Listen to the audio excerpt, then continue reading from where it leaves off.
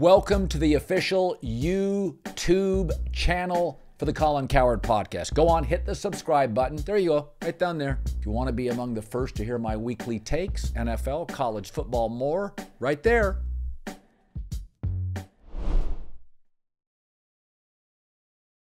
All right, before Nick Wright stops by for our almost weekly chat, you know the drill. Game Time app takes 90 seconds to download it. It's an authorized ticket marketplace of professional basketball, which is humming, baby. We're down to the final four teams: Pacers, Celtics, T-Wolves, Mavericks. It is official. Authorized ticket marketplace makes getting playoff tickets easier and faster than ever. The prices on the Game Time app actually go down the closer you get to the tip-off. That's a pretty cool feature. They have zone deals. You pick the section, Game Time picks the seats. You're going to get the lowest prices guaranteed. Basically take the guesswork out of buying tickets to NBA basketball, which is a lot of times, for me anyway, 24 hours, 12 hours before a game. I call a buddy, let's go to the game. Things cleared up on my schedule. That's where the Game Time app is absolutely great. You put in the code Colin, C-O-L-I-N, that's me, $20 off your first price. $20 off your first purchase. Game Time app, 90 seconds download, code Colin, $20 off your first purchase. Last minute tickets, lowest prices guaranteed. You pick the section, Game Time picks the seats, the zone deals. Absolutely fantastic. All right, it's almost a weekly appearance. Nick Wright stops by. And one of the things I like about this, that we can be kind of unrestrained. We can just, there's no boundaries or borders to this. We can just talk about whatever we like. So we've broached this before, where I tend to root for things that make my show more interesting. Yeah. I'm not rooting for a specific team. I thought Knicks Celtics was better. Yeah. Obviously, ESPN did if you watch their coverage. I just think Indiana's a bad matchup. New York's bigger, bolder. It matters. Like the Yankees and the Dodgers. And Jalen Brunson is a cooler story than Tyrese Halliburton. You know what I mean? Even if Halliburton at his best is, an equivalent player to Brunson, I think Brunson's a tick better. The story for the Knicks is better. It just is. The Villanova kids, all of it. It's a better story. And I think even Pacer fans understood, like, let me think of a good example of this. I think when we were on the precipice of Brady Mahomes in the Super Bowl, right? Then I think even Bills fans understood we're rooting for our team, but Brady trying to take down the guy who just won the Super Bowl's a better story. When the Raptors were trying to beat LeBron in the conference finals and LeBron was trying to get back to play the Warriors again, Raptor fans know what they're rooting for, but they know what the better story is, what the more brings in the casual fan. No doubt about it, but go ahead.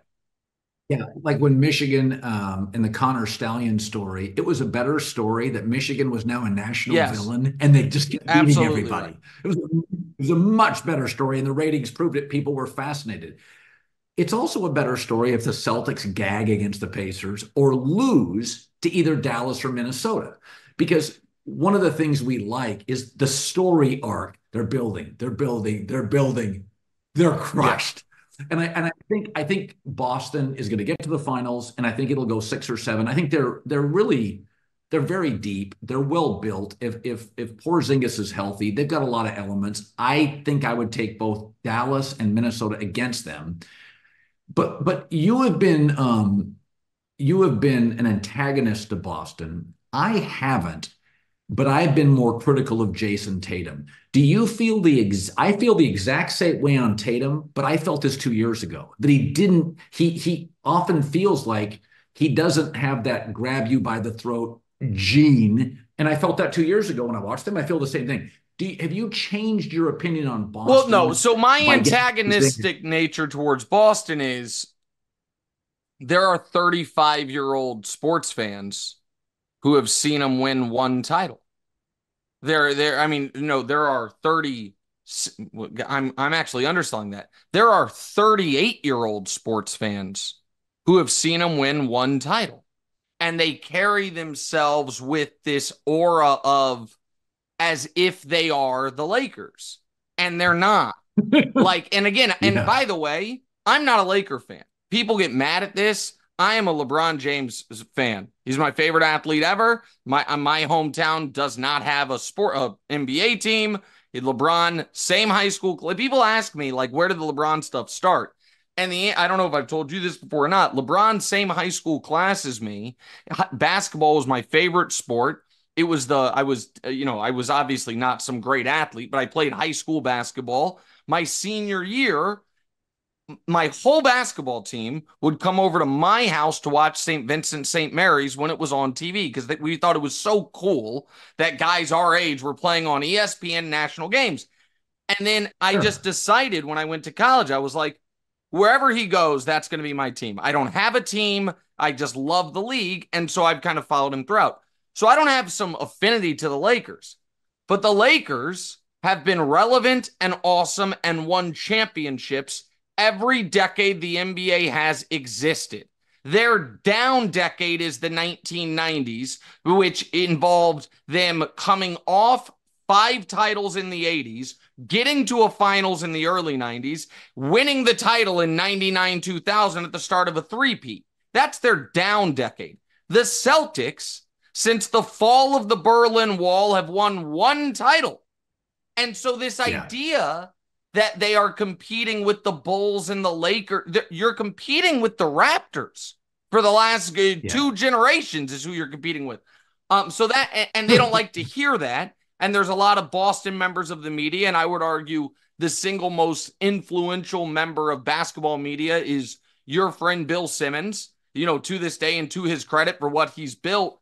And he's obviously a huge Celtics guy. And so I just don't think they have the results to, measure with the way they carry themselves. Now, a point Simmons made that is correct is you look at, this is Tatum. This is the Celtics' 6th conference finals in the last 8 years. Yeah. The teams on that list, all of them won at least 1 and usually multiple championships. The teams that made 5 in 8 years, all except I think 1, won at least 1 and usually multiple championships.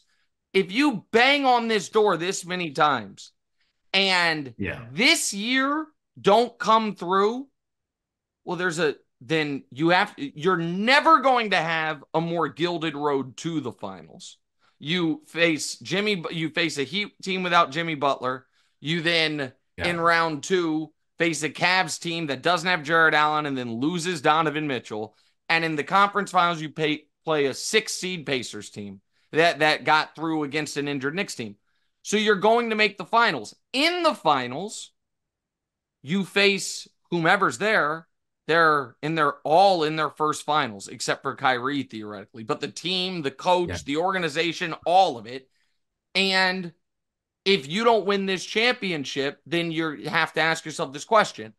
Will we ever be better positioned? Is there any reason to believe it's going to be different if we don't make a significant change? Where you and I don't focus on the Tatum part as much because, to me, Jayson Tatum, they're not the same type of player at all. But Jayson Tatum, to me, is like Clyde Drexler. Like, awesome, really good, can be the best player on a team that loses a championship. But if he is your number 1, things really have to be perfect to win the title. And this year, maybe they'll be perfect, but I will pick whomever wins the West, I will pick to win the championship. Yeah, I worry about Minnesota offensively. If Ant is off, and he'll, in a 7-game series, he'll be off a couple times offensively. You have to rely on Karl Anthony Towns, who's always been a little bit of a roller coaster emotionally. Like he depends on the night. Boston's very good offensively. I've thought about this with Tatum, is that it used to be, and it wasn't that long ago, 20, 25 years ago, a great basketball prodigy had a really hard high school basketball coach into a really hard college basketball coach, and then generally a fairly hard NBA coach. Now, it's a different process now. It is an AAU coach who's not really a coach, kind of a coach, would like to be a coach, but the AAU job pays him better than his high school teaching job or whatever job he has. So he does it it's a side hustle.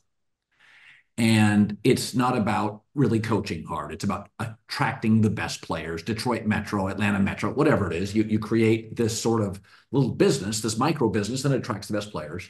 And then you don't go to college. If you do, it's for 1 year. And you can only coach so hard. You have them for a year, right? It's only so much you can ask. And then they go to the NBA, and the players have more money and more power than ever. And you got to be careful. You piss off the young star coaches that you're going to become Frank Vogel very quickly. And so I think Tatum, although he's not that kind of personality, is very much modern basketball. Super talented AAU, 1 year Duke, off to the NBA.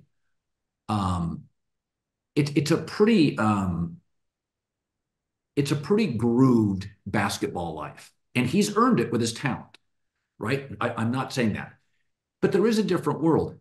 Tatum's not hardened. He's not hard, and that's okay. I've said this before. My kids will not have my struggle, and they're smarter than I am. But my struggle, I've used this before. Nick, I think I used this the other day with you. Hard times create soft people create soft times. And eventually you need hard people again. Tatum is symptomatic of what I see with a lot of young players in the mid-20s. He's just not hard, but he's really talented. And maybe it's because, it's anecdotal to my experience. Yeah. I have your feelings on AAU basketball are mirrored by a lot of people. I'm not one of them because the best coaches my son ever had was on the elite of the elite Houston AAU circuit. The guys that coached him at Basketball University in Houston that coached Quentin Grimes, who used to be, was traded from the Knicks this year. They were teammates together. Were the guys he learned the most from and all of it. And I also think that it is, I think that when I watch Tatum, what I see is a different criticism, which is I feel like Anthony Edwards gets the ball. And by the way, he's from the exact same AAU everything. Gets the ball right. And has no idea what he's going to do on that possession. And he's like, I'm going to fucking read and react, man. I watch Tatum and I feel at times it's too strategic. It's like programmed. Exactly, programmed. And so it's like, and it's to his credit how much he's trained and drilled, but it's like, I'm going to do this and then step back. And I think that can work against him. I think it is less read and react, do this, and more thoughtful. And I think that in the cauldron of some of these clutch moments, which is really the only place he has struggled, that hasn't worked for him. And so, but again, the NBA is just such a unique sport because, and again, we've talked about this before, but if you don't have someone who is a guaranteed statue in front of the arena when they retire, you probably won't ever win a title. Like, I mean, if you don't have the barrier for entry to winning a title the last 40 years, other than the 04 Pistons, is Dirk Nowitzki, who's the sixth all-time leading scorer in NBA history, an MVP. Like, he's the worst guy to lead a champion. And so what is Dirk? The 19th greatest player ever? It's just so fucking hard in this league. And so that's why, like, I use Drexler intentionally. I got so annoyed when Dame left the Blazers, and news articles, like, not opinion pieces, like the news was like the greatest Blazer in history. And I'm like, did everyone hit their head? Like, what are we talking about? Like, the great Bill Walton had the highest peak, but if you want to say he didn't play long enough, fine. But Clyde did. Clyde was there for a long damn time, went to 2 finals with him, did all of it. So Clyde, I have massive respect for him. He's a great player. There was a 5-year run where he was maybe the fifth best player in the league, probably sixth, seventh, eighth. Also played on the best college team that never won a title, Phi Yeah, Slamma there you Jamma. go. And how did Clyde win his title? He got on a team with one of those top 20 guys, Akeem Olajuwon. Like, Kevin Garnett, one of my favorite players ever. How did he had won a playoff series 1 year of his whole career. He was for a decade in Minnesota. How does he win his title? Well, he joins two other, Hall of Famers and Paul Pierce and Ray Allen, and he's the best guy. So that's always the problem with, and it's why, for the record, I was skeptical of the Nuggets last year because I didn't think Jokic was going to be in that pantheon. Now, he clearly is. People were a little premature on the dynasty stuff with them, but he's in that group. I think Tatum's the only guy. And this is how everyone, even the Celtics fans that'll get mad, they know I'm right on this. Because the Pacers can't win the title, so remove them for a moment. Celtics can win the title, the Wolves can win the title, the Mavs can win the title. If the Wolves win the title, topic on our shows will be, is Anthony Edwards the best player in the league? I don't know if you'll say he is or not, but it will be a question. Certainly, right. If the Mavs win the title, is Luka Doncic the best player in the league? If the Celtics win the title, nobody is saying Jayson Tatum's the best player in the league. And that's just, and so that tends to put a ceiling on what your team can be. So I don't think that's unfair. I think mature players tend to find their peak faster. They're more dedicated, they're more refined, they take to coaching, they have better self-awareness. I think Tatum is a very refined, intelligent basketball player and found his ceiling much quicker than people realized. I think he found it 2 years ago. Now, he adds elements to it. LeBron, a very mature player. Dwayne Wade, that the more mature, willing to be coached, kind of a grinder, plus the superstar, Kobe, you find your peak faster. I think we keep waiting for Tatum to go to another level. I mean, Anthony Edwards, mature, driven, self-aware. Shit, he's a year away from the peak for about a 6 to 7 year run. So I think immature players, Zion can't get his diet right. John Morant can't get his personal life right. Players that struggle with maturity, and I could name many, they either don't find their ceiling or it may be brief. I think Tatum is what he is. I'm okay with it. He's a top 10 player, but I said it when he came into the league. I kept saying he's the 8th best player in the league, and people would go crazy. I'm like, in my entire life, I mean, the 8th best player is often like Clyde right. Drexler. So that's the thing. So people get mad about it, but if we were to go, I'm going to try to do this on the fly. I won't be successful at it. But so I'm going to leave some people out. So again, but if we just jump 10 years back, I'll try to do this. I'm not even going to, you know what? I don't want to leave people out, but no, I'm not going to look anything up. In 2014, if we were to say the best players in the league, LeBron was the best, Durant was the second best. Kawhi wasn't quite there yet. Steph was getting there. So when you said the 8th best, you know who the 8th best player in the league in 2014 was thereabouts? Paul George. Paul George, pre-injury, Indiana Pacers, Paul George. If we go 10 years before that to 2004, the 8th best player in the league would have probably been around Kings Chris Webber. Like, you can get to the damn conference final. You know what I mean? That's a guy that is a great player, and that might be a little high for him. Maybe the 8th best player then was Jason Kidd, coming off the back-to-back finals with the Nets, something like that. In 1994, the 8th best player in the league, so right when Jordan was retiring, was probably around Scottie Pippen, Patrick Ewing, those guys. Those are Hall of Fame players that we all remember. 1984 is probably Bernard King adjacent, that area, maybe your guy Alex English. These are all legendary players we remember. And nary a one of them was a champion as the best team because Right. it's so hard because that's the league.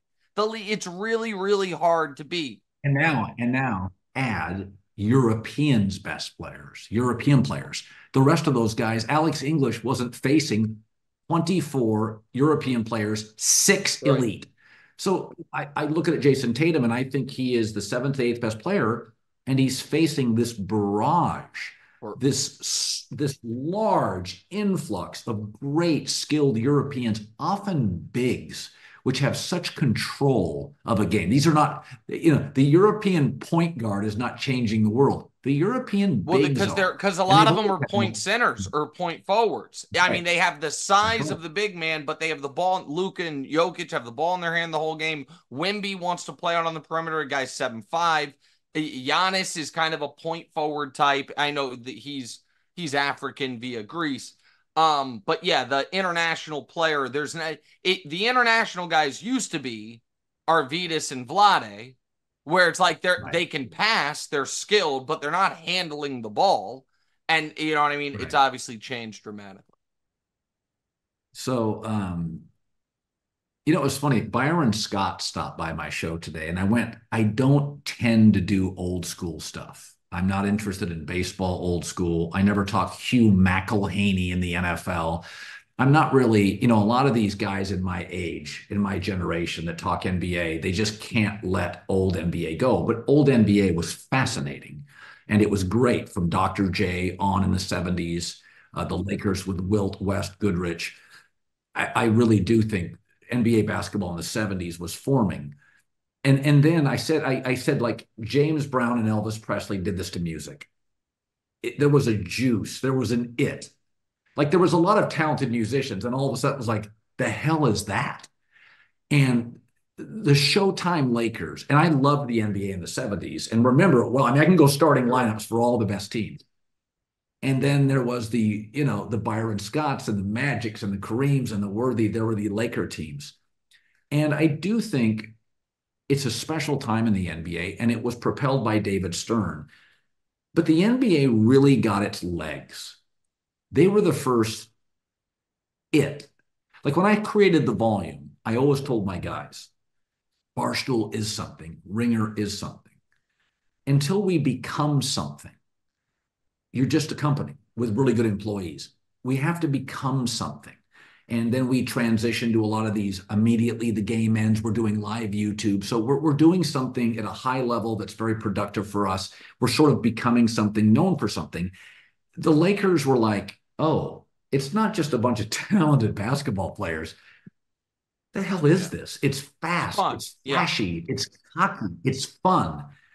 And the one thing about European players is they're very respectful. They come into this country, they're not distracted. It's all basketball. They want to go home when the season ends. And I don't see it as a criticism, but a reality of international play is that if you don't have this, Ant Edwards is such a perfect domestic player. He's just like, hey man, this is my team, this is my place. And I love it. But I feel like he's on a little bit of an island in the NBA where he's old school trash talker, but new school fun Uh, and easy to root for. And I do worry that sometimes the international players, it's almost out of respect. well, They, yeah, they, except for I yeah, mean, Luke, except for Luka, who seems to not really he's respect just anybody, grumpy. and I mean, maybe my favorite guy. So I think the NBA needs Ant because So do I. Yes. it might be an uncomfortable reality, but it is the reality that part of the appeal of the NBA is it feels urban and tough and gritty, and guys are dunking on you and telling you And about trash it. talking. Yes, that is Yep. a part of the league as much as big hits can be a part of football. And even as much as Sure. they try to legislate it out, it gets people going. And now we know what a clean hit is and we love it, all of it. And I can appreciate the skill and beauty of what Jokic and Luka can do. And I do. Luka is one of my favorite players. But of all the international guys, the guy other than Luka who I loved the most is Giannis, because at least he has the raw wow athleticism that I love about the American players typically. But Giannis isn't going to be a trash talker, and he's not going to have the edge to him that some American guys have. It's just not who he personally is. And by the way, it's not even like a financial thing. It's not like, oh, these guys came from tougher environments. A lot of the international guys came from the toughest environment imaginable. It's just different culturally. So I think Anthony Edwards being great is the best thing possible for the league. And I think that it's a big burden for him and it's a large weight on his shoulders, but it's also, you know what I can't get out of my head when I watch Ant at least a little bit is, man, I feel like Ja screwed this up, man. Because Ja had a huge head start. And But Ja's a flawed player. So Ja weighs 174 that part's pounds. true. No. It's not. I said from the beginning, this is not sustainable. He is significantly thinner than Derrick Rose. So when you have a mediocre jumper, a thin frame, no hand check, can get past anybody, you are going into the redwoods. And I said with Ja, I said, I love watching him play. He is spectacular. 178 pounds in this league is not sustainable. It is not a coincidence. Ant is ripped. Michael was wiry strong. A majority of the great players, Durant's an outlier, LeBron, have been physically assertive and structurally formidable. Yes, Durant is an absolute outlier. And this is something that I forget. I think I said it maybe to you, maybe I forget. I said it at some point. I can't get fully on board with any NBA player that isn't already an A-plus player if they are not in great shape. I think it's why I was so late on Jokic. Luka, it feels like it maybe I give him a pass because I'm partial to him because I like him so much, but I'll give you Austin Reeves, D'Angelo Russell. Two guys, I will not believe you care as much as you're supposed to when your arms look like that. I know that sounds shitty, but you're not a baseball player. It absolutely, it speaks to me on how much you want it and how much you care. I don't need you to be bulky, but there is, like you said about young Jordan, was wiry strong, and then as he got older and lost a little athleticism, bulked up a bit. Kobe was always cut. Every legendary player that you can think of had sometimes they had a layer, like Shaq, a layer of fat over the muscle, but were incredibly strong except for Durant. And Durant has an old quote about this that really was like a window into how he views things, which somebody asked him something about LeBron. And he was like, he's like, I mean, LeBron's working out and I'm working on my game. And it wasn't a shot. It was just an acknowledgement. Like, LeBron is in the gym lifting weights and I'm at the gym shooting jumpers. And I also looked at it as, but what you don't see is that does mean LeBron will never catch you as a jump shooter. Never. It'll never happen. Right. But LeBron's going to finish as scoring more and making more jumpers because of his availability and longevity and all of it. Now, again, Durant is one of the greatest players ever and has just kind of made it, it made it work. But your point on Ja is correct, is from a longevity perspective. The point I was making is, for however long that window was, he squandered a year and a half of it for nonsense. You know what I mean? For nothing, when we were dying for, because this is another reason why, because Steph as great as Steph is, and Steph, by the way, another guy, Steph is ripped. Steph is not big, but you can't say Steph's not putting the work and time in. Steve Nash was in maybe the best shape in the league for a Correct. 10-year Like period. those guys that care, they are ripped. But as great as Steph was, there is a part of watching NBA basketball where you want to see people flying. You just do. It's like a cool part of it. Like you just want to see someone that looks like for a moment they're flying. And Steph being the face of the league or co-face along with Bron is never going to give you that. Now, what he gives you is something different, reforms the gravity on the court. But I think the viewing public thirst for that, which is why Ant has been so immediately embraced. You saw 8.5 million people watched a Nuggets Timberwolves round 2 game. Like that is because people are into him. They're into it.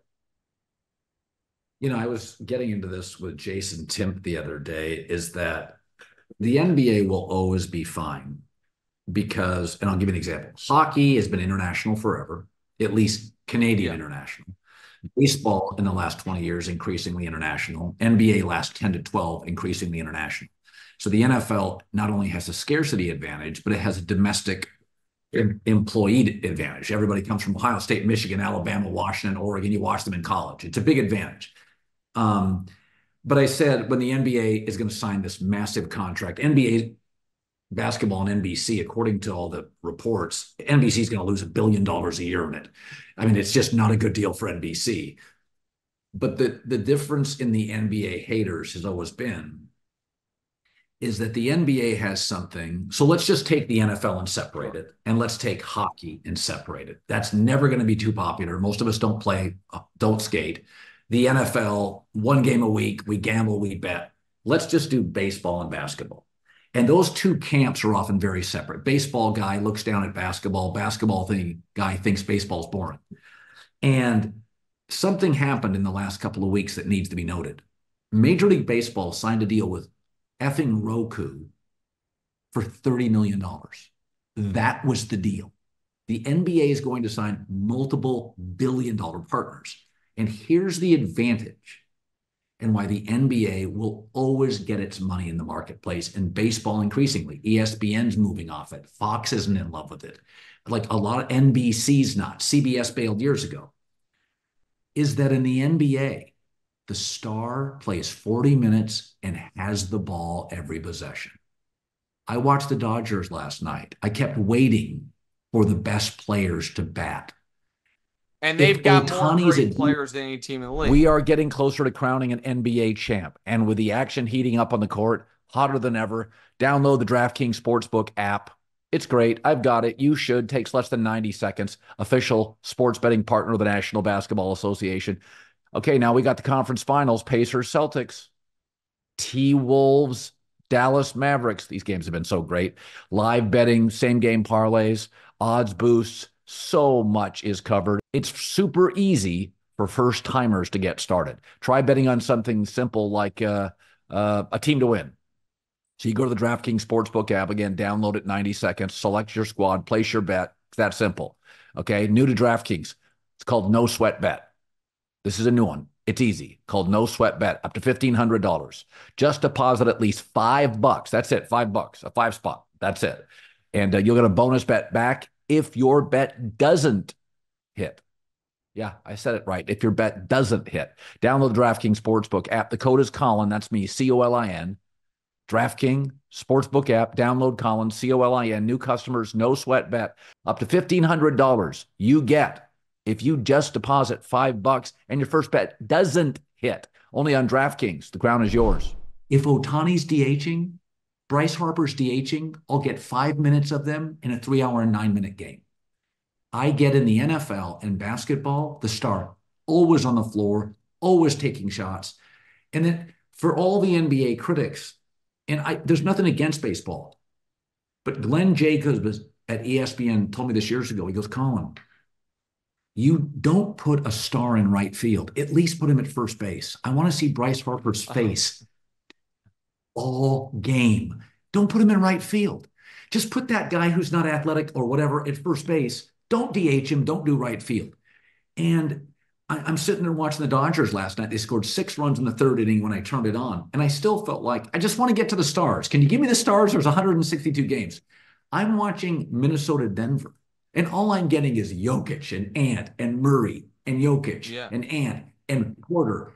And so I say this to all the NBA people. It may not be a good deal for NBC or ESPN or Amazon, but the NBA is always going to get its money. It's a star driven. It's like international soccer.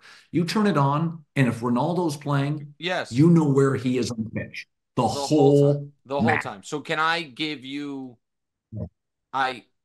this weekend I was, as you know, I was in LA and I played in this poker tournament, and they put the table that I was at on like they made it the feature table for a couple hours, so we were mic'd up. People could see our whole cards or whatever.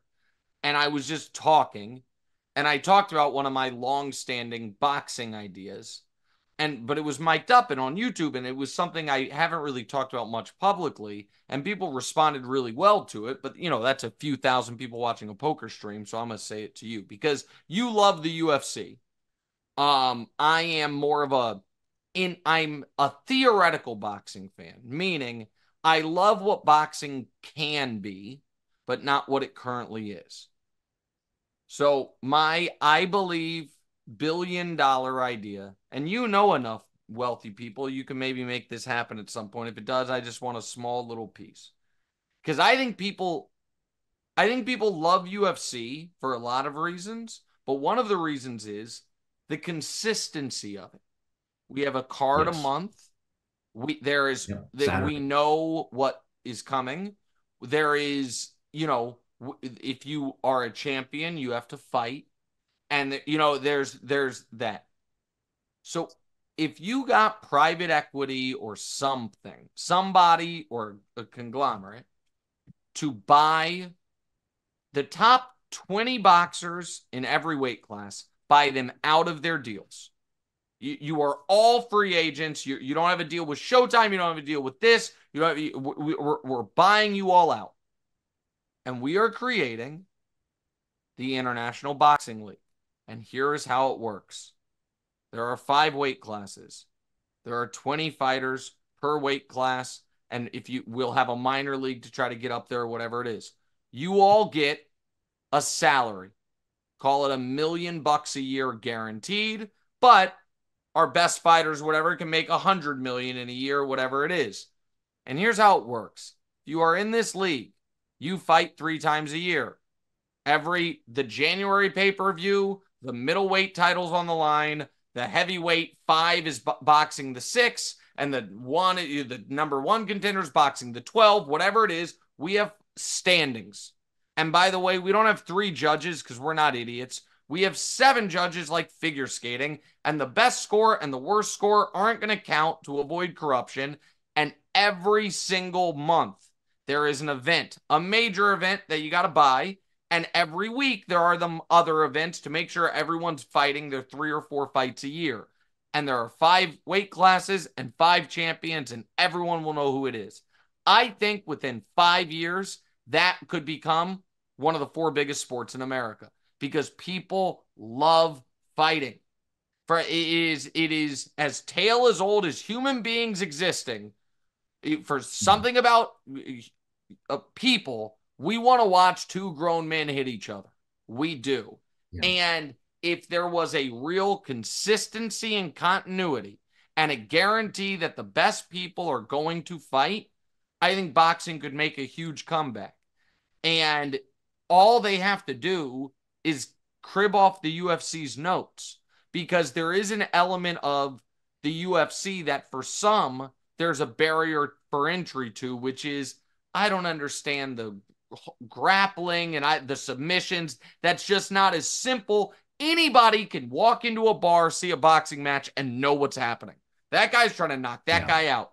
And I still think it's there. And it's so frustrating to me that it's been let to die on the vine, because there is still nothing that feels as big as a huge boxing match. There is nothing. Oh, yeah. So my first job in Las Vegas was for a NBC affiliate, and Mike Tyson was coming into his prime. And so I got Hagler and Hearns and Sugar Ray Leonard and Roberto Duran and Mike Tyson.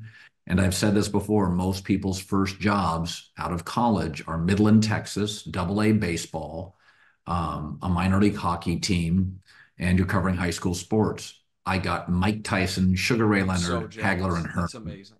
It was, I mean, I tell people this all the time, is that, I'm very grateful for my life, that I got a job as a salesperson in Vegas, and that became, one inning of play-by-play. And then I talked my way into doing weekend sports. I had no experience and I had a lot of energy, and that was about it. But I can remember there were New York writers. USA Today was becoming a big thing.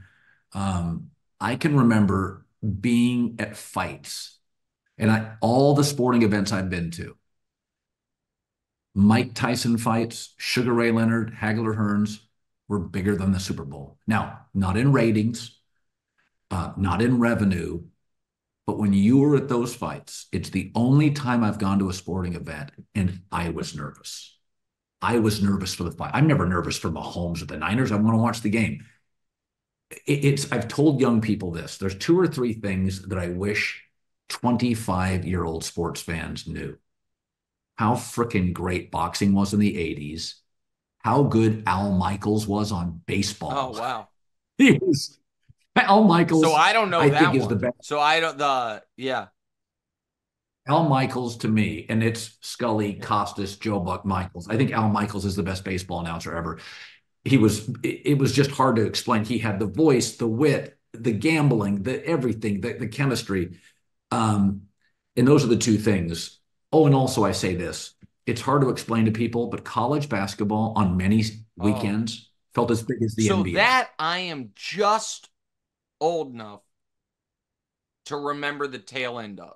Like, I remember, so my dad, a lot of people in our business kind of fell in love with sports through their father. I think you and I don't want to speak for you, but are kind of exceptions to that. I don't know that your first love with sports was through your dad. I'm not sure if I'm not trying to speak for you, but with me, and to my dad's credit, my dad took me to all the Chiefs games, and it's not like he wasn't a sports fan, but my dad was such a Kansas City Union boss firefighter that that's what, when I think of my father, I think of being a little kid, not him and I playing catch, not that we didn't, but him and I literally going to picket lines and standing and, doing those things, and me staying at the firehouse with him, and literally, like in the movies, like sliding down the fire pole. Those are those things. So I developed my love of sports, not directly because of my dad, because he was what I would consider a casual sports fan. Knew the teams, liked them, but a casual sports fan. On Sundays, would turn on the news well before the football pregame show. That's who he was. And I remember I must have been 10 years old at a restaurant, like a sports bar, but, like a place where kids can go. And the whole bar, my dad included, being captivated by Allen Iverson's Georgetown basketball team. It was like, this is what's like the game of the weekend is John Thompson and this kid, freshman at Georgetown, Allen Iverson. And so, like, that was, to me, after that, you had, like, Duncan at Wake Forest. And that was kind of the end of college basketball, not the end of college basketball, but the end of college basketball being the zeitgeist, where, you know what I mean? But so I'm not old enough to remember UNLV. Like, I don't think I watched, but so you might have been in Vegas during it, or maybe you had moved from Vegas at that point, but UNLV and the rise of Duke, and obviously, Phi Slamma Jamma, as you mentioned, Ewing with Georgetown, those teams, I was either not born or didn't remember, but I caught the back end of it. Here's how good college basketball was. A team that started Mark Jackson, Chris Mullin, Bill Wennington, a player named Walter Berry, who was the best junior college player in the country, could not win the title. Yeah. A team with Akeem, Clyde Drexler, Larry Yeah. Michoud could not win the title. Those teams were, you can YouTube Phi Slamma Jamma after our podcast. YouTube it. It's pro Oh basketball. yeah. People have no idea. I mean, UNLV had Greg Anthony, Stacey Augmon, and Larry Larry Johnson. Yeah. Johnson in their last year of college, and they got beat by Yeah. Duke. Three NBA guys. And the other guys played in like Yeah. Europe or Asia, Anderson, Moses Scurry, and Well, I David mean, hell, Butler the and Fab George Five. The Fab Five didn't win. They won the year before they got there. Weber, Juwan Howard, Jalen Rose, Jimmy Jackson. They didn't win. Like, what do you? Yeah, I mean, so that is I do. So I remember. I'm trying to think of because the first Super Bowl I ever watched live was what was the first? So I didn't. Yeah, so it was Bills Washington because I remember Art Monk, right? That was the Super Bowl, right? Do I have that wrong? No, I have that right because the Bills lost to the Giants on the Norwood field goal. I didn't see that. The next year they lost to Washington. Then they lost to the Cowboys twice in a row. So the first Super Bowl I ever watched was Bills Washington, which would have been 1991. The first NBA Finals I ever watched was Lakers Bulls. So again, the same 1991. And I remember vividly Chris Webber's timeout as a little kid and being like, "Oh, this guy's got to feel terrible. Like, oh, he really screwed that up." Like the and so those are like everything that happened in sports before that I had to learn about or watch on YouTube or whatever it was. But that's where and I just have these random, it's funny the things you remember. I remember watching the Chiefs play and going upstairs to my dad, who had the game on but wasn't really paying attention, I guess. And saying, "Dad, there's a guy on the Chiefs who has 7 sacks." And he was Derek Derek Thomas. And he was like, "No, he doesn't." And I was like, "Yes, he does. I know he does. But I'm an 8-year-old kid or whatever." And literally no one in the history of the league had ever had 7 sacks in a game. And I remember being like, "Nick, son, you misheard. That's impossible. It's never happened." And I was like, "Gosh darn it. I know I was watching the game. He had 7 sacks." And then I still, every time, whenever someone like Khalil Mack the last year came close to whatever, it reminds me of that. Like, I think I was like, was that the first time I ever proved my dad wrong? Like when I told him this guy had 7 sacks and he didn't remember, he didn't know. I remember a very semi-early memory of going to a Seahawks game, and they had the Raiders in division at that time, and they had the Broncos in division, and they were really played the Raiders, the great Raider teams, tough. Not as much with Denver. And I remember I was in the second row of the third deck of the Kingdom. Yeah. We couldn't afford great seats. And watching John Elway we had binoculars, John Elway with a half shirt on at the 50-yard line inside the giant Seahawk turf with that horrible Kingdom AstroTurf that was about that over thick. cement. It's amazing players survived. And I thought I was going to be a quarterback. So I had, number 12 and watching John Elway at the 50-yard line in warmups 2 hours before the game, flick the ball and on a pretty consistent level, hit the orange flag in the corner of the goal line. And I mean, boom, boom. It was like a great golfer hitting the stick. And he would be like within a foot, within a yard, hit it. And I can remember being like, oh my God. And at the time, Elway was this prodigy because he was going to play for the Yankees. He is the greatest. He is the can't miss prospect, not Andrew Luck, not Trevor Lawrence. He is the greatest prospect in the history of the league. John Elway, there was nothing like it. He was smart. He ran. If you go look at his highlights, people just didn't play like that. He had the biggest arm. He moved. He went to Stanford. But I remember that always sticks with me. And there was almost an epiphany.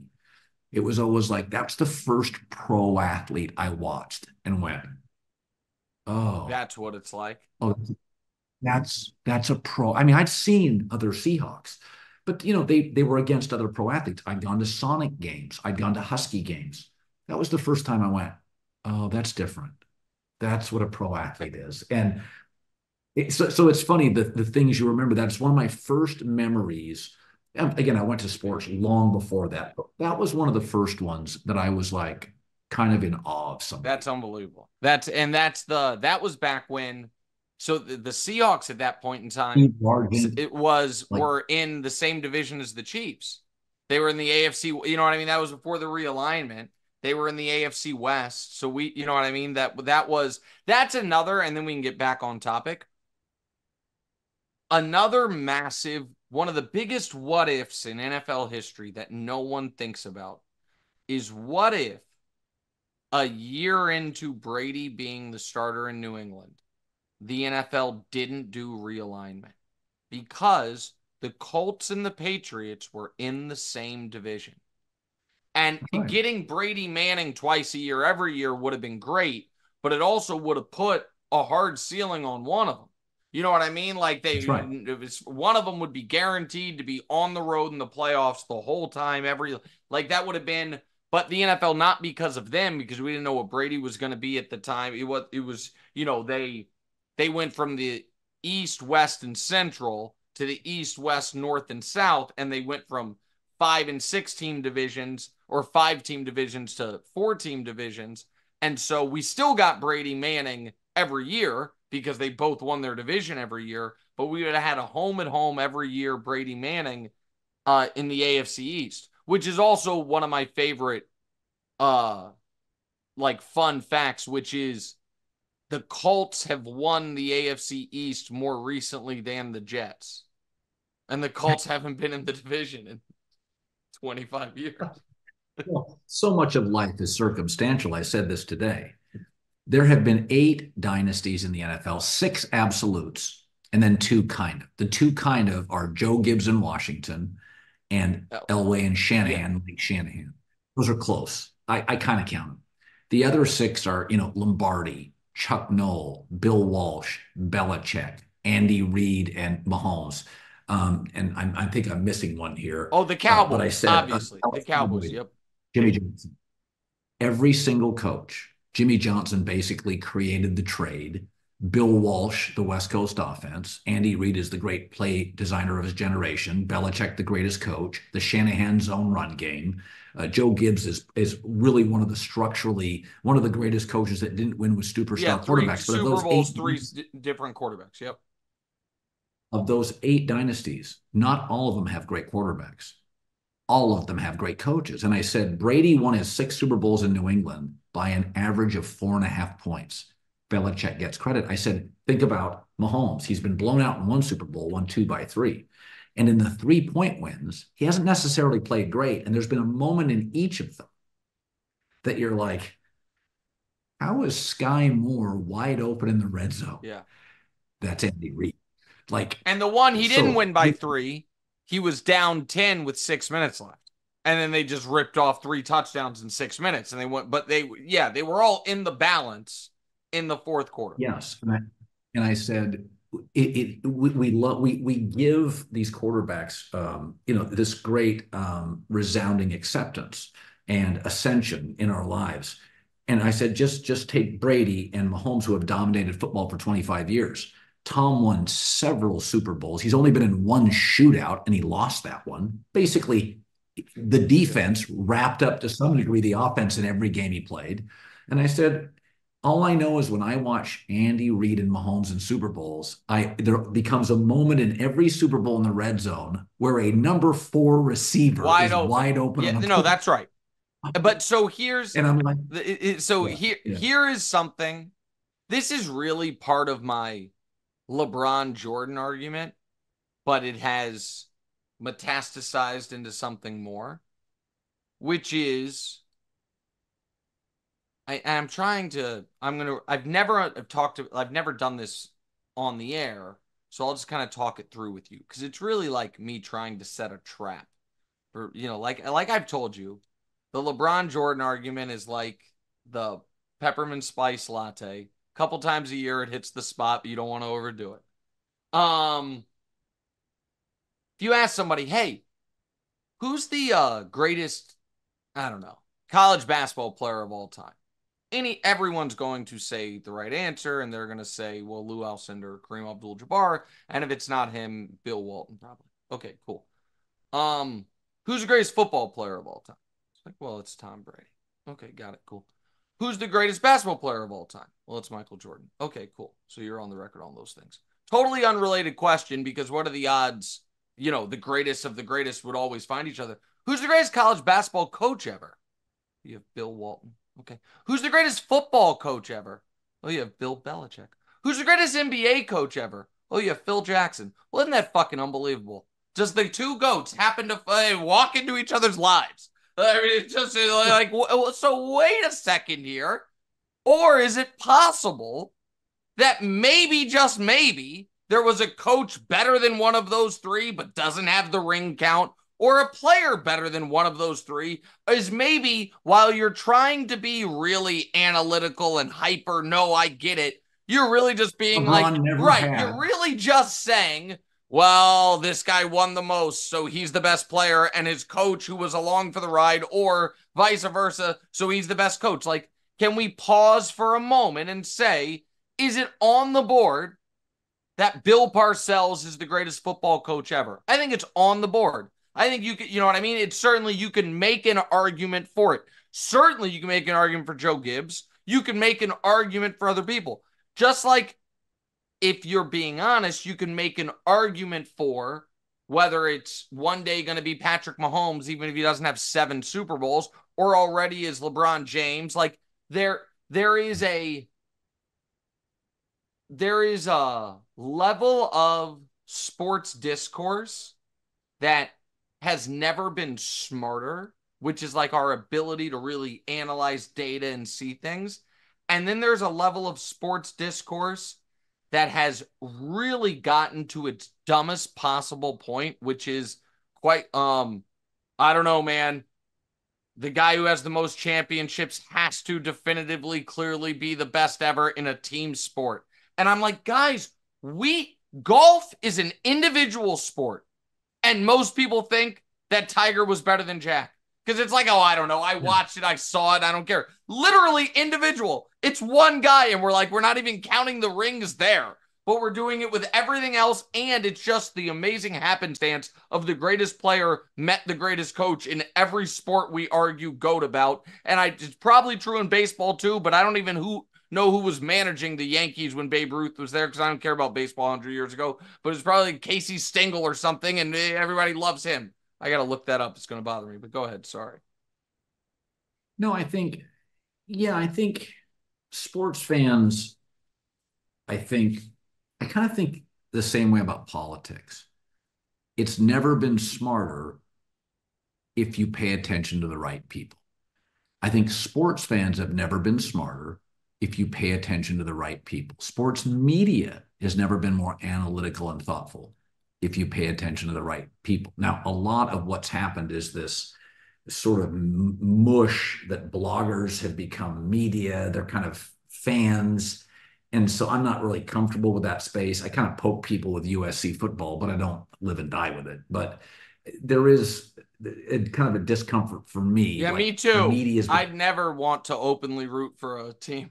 But I'm okay with other people doing it. I'm from a different generation. Yeah. But I kind of think that what we have in America right now, there's never been better food if you go to the right places, better discourse if you find the right people, smarter media, more intellectual thought. But you just have so much available, because there used to be real gatekeepers. And for good or for bad, they're all gone. There were also barriers to entry. Yep. Now it's just anybody says anything. I could talk to the president. My neighbor could talk to Jay-Z or Michael Jordan. And so we've opened up, which I think is part of what America is. We have opened up. Everybody gets a voice. But let's be honest. Most people's voice isn't that intriguing. So I kind of think the discourse of fans and media is better than ever if you just find the right people. That's why I always say, avoid needy, mute crazy. Is that people haven't earned the right. You have to earn the right for me to pay attention to you. you have a right to have an opinion, but I'm going to avoid needy people and I'm going to mute crazy people. And if you do that on any platform or any part of your life, it could be anything from, bad doctors to bad pundits politically to bad actors on social. I think there's never been more brilliant people and more bad Well, so actors. And right. so it's up to you individually edit them in and out of So your I life. think there is, you can, with the right,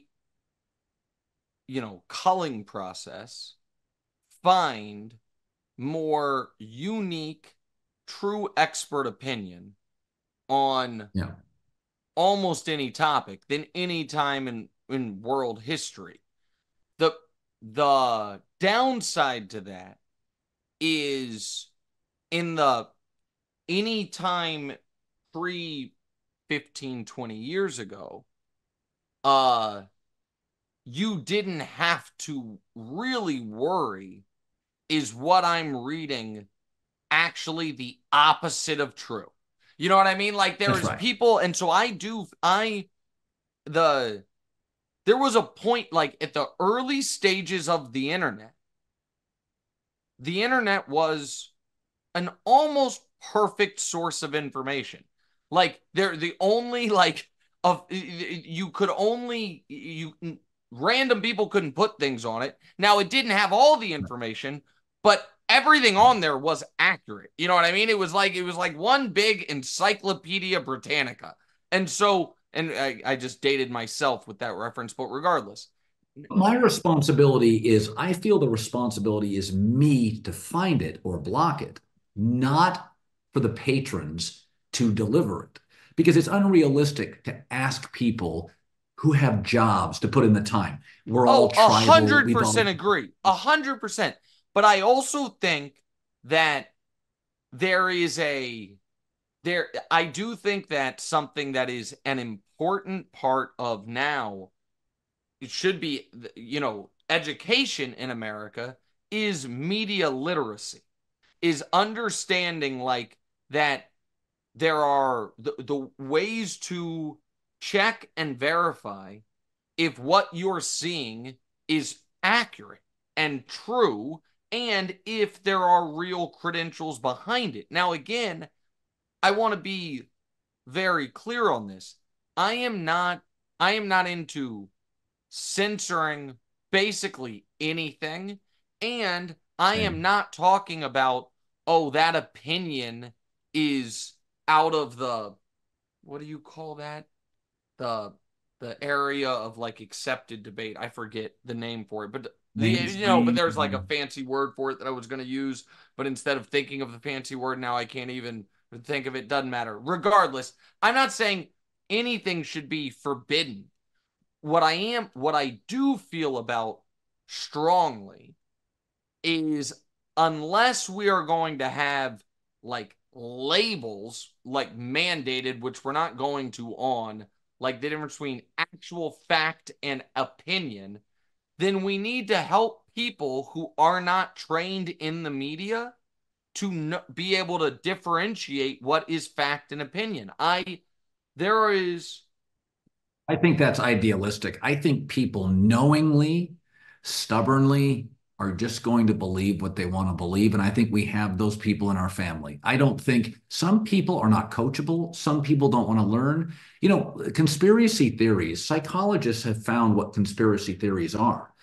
People want more predictability in life. People are more comfortable with predictability. And as life changes, and it's really changing in our lives over the Yep. last 20 years, life is much more fluid and changing. People are seeking dependable and comfort. And conspiracy theories rationalize and give them a foundation that they're comfortable with, even if they're complete BS. So psychologists who have studied conspiracy theories, these are often people that are dealing with some anxiety, some life changes they don't love, and they want to find things that stabilize their life. That's why Make America Great Again. basically he's saying you're uncomfortable. Let's go back to when you were Correct. Yeah, comfortable. And obviously. I think that's a lot of what conspiracy theories are. Some have proven to be true, but they're people trying to find comfort and predictability. So I'm going to make a story up that makes Yes, me and less no, anxious. that's I That's mean, you're right. But I still wish that, and I am hopeful that as the world changes and the media changes and what we have access to changes, that people become better at naturally differentiating uh obvious bullshit from fact. And maybe I'm yeah. like I'm not hopeful for that. you think so, well Yeah. then I don't know. Then that to me is worth, like, I again that I've said this to you years ago, but I'll say it again because you now, I try not to be a jealous person. I think it's important to not have, like, listen, I'm incredibly lucky and whatever. But there are a few things that I'm jealous of, and one of them is that you have been on Bill Maher's show, because for a long time that specific show is like a bucket list thing. Uh Yeah. and this, so I say this with that prefacing it, but when I loved that show the most, it would be a debate about what to do. We all agreed about what happened or what is going on. And then you would have Ann Coulter and James Carville yelling at each other about the solutions. And I found that incredibly captivating. And I liked that it Yeah. didn't, I mean, Mars obviously, at least an in name, progressive, but he brought on everybody. I loved it. I find a lot of those shows now very difficult to enjoy because the debate about what to do has a hard time getting off the ground because everyone's fucking arguing about what happened. People are in, you know what I mean? And it is, that part to me is not sustainable. And so I told you this 5 years ago that, I always thought I will do sports for as long as it takes because I love it, until I am a big enough name and have enough financial security to go do something in politics. As I mentioned before, from a union family, I have real strong beliefs on certain things. And I have lost some of the passion for that. And in part it is because the arguments don't seem to anymore be about what needs to be done, and instead they are about what actually happened. And that is Yeah. Like, I mean, problematic. Like, the if I just to finish my thought, I'm sorry. If in sports, if on today's TV show, when we were talking about if the Cowboys are screwing up by not having signed CD, Micah, or Dak, someone on the desk was like, how can you say they screwed up when they won the Super Bowl? And I'm like, huh?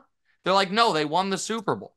I'm like, no, they didn't. The Chiefs did. It's like, no, the Cowboys won the Super Bowl. That's an awful debate. It's like, there's like, right. and that's what so much of politics has become, is we're just like, we Yeah. can't agree on a set of facts to then discuss what the best move is. Yeah. I mean, there's a big chunk of Americans that believe the insurrection on January 6th was just a county fair fireworks show that went a little Yeah. sideways. Yeah. It's like, no, that's not what happened when I turned it on. That's not what happened. You're tribal. You have a president you like, now a former president. Yeah, but Keanu Reeves said something recently. I'm not. Again, I avoid needy. I'm mute crazy. I The just stay out Reeves of it. thing My where he people. said if someone says 1 + 1 = 5, It's I say good for you.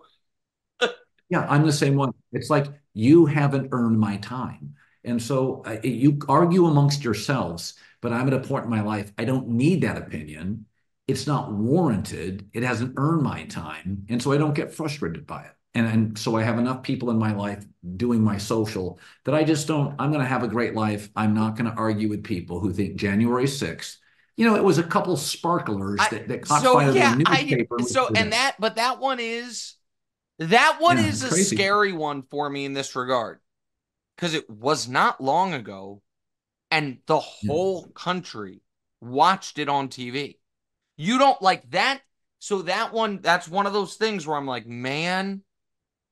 It's like I learned, when this happened the first time, Bobby Knight grabs a player and they find film of it by the neck at practice. And I worked with a guy who was a Bobby Knight fan and said, big deal. And I said, and he got mad at me. I said, on the air, what if it was your son? Can I go grab your son like that? No, no.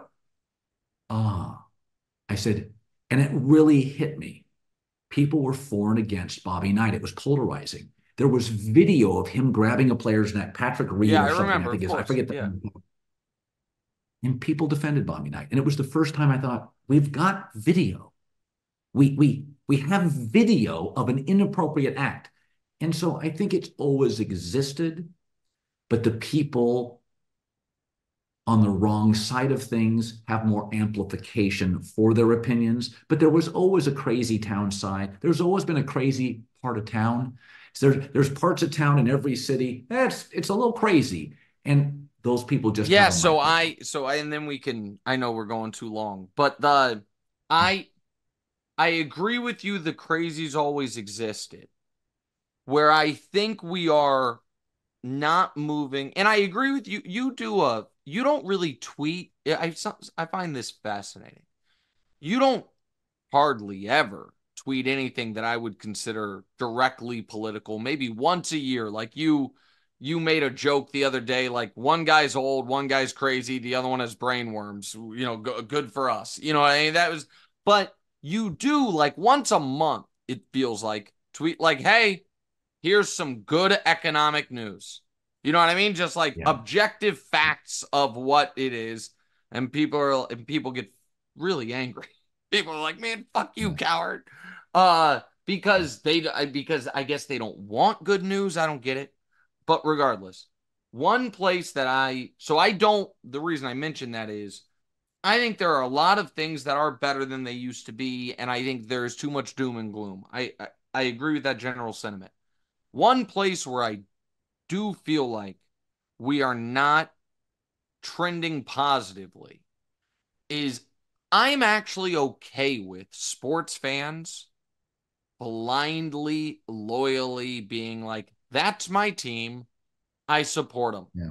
Like, you know what I mean? Yeah. You fired the coach. You must have been an idiot. You didn't go for it on fourth down. Like, I'm a fan of Auburn football, and damn it, what they do is right. That's part of kind of the charm of sports fandom. It's not how I operate as a sports fan, but I get it.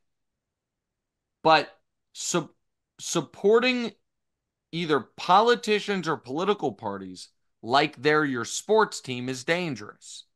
And not being able to say, I disagree with my team on this one walks us down a crummy path, and one that I think everybody I shouldn't say everybody, but I think that there is way too much of, there are some, listen, I am about as liberal as a guy as you're going to meet in the mainstream.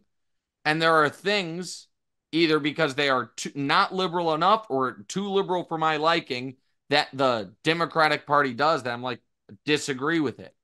But I think that has become very difficult for people because there has become so much sometimes deserved animosity for the other side that it's less about, do I agree with my side, and more about, I want the other side to be miserable. Like, I think there are a lot of people who are planning to vote for Trump that find him objectionable, but hate what they think liberals are so much that they're like, I want them in pain, and so I'm going to deal with it. And I think that is a dangerous road to walk. Yeah, and one of the things Bill Maher says, and I believe it. If you've listened to me for 30 years on the air, I don't believe I've ever changed. I think I'm socially left, fiscally moderate to conservative. I don't think I've ever changed. I'd vote for either side. I tend to vote more Democrat than conservative. And some of that is the conservative candidates over 20 years have gotten weaker and weaker. And that is not to say all the Democratic candidates have been, great. I think, I think the best I think that we are listen, I am more pro Biden than most. I also think there are very, very, very few jobs in America, and I understand you're not supposed to say this, but it's just true, that there are very few high-level jobs that you'd say my top choice of a field of 10,000 is likely to be someone who was born in the 40s. I think that's unlikely. It just is.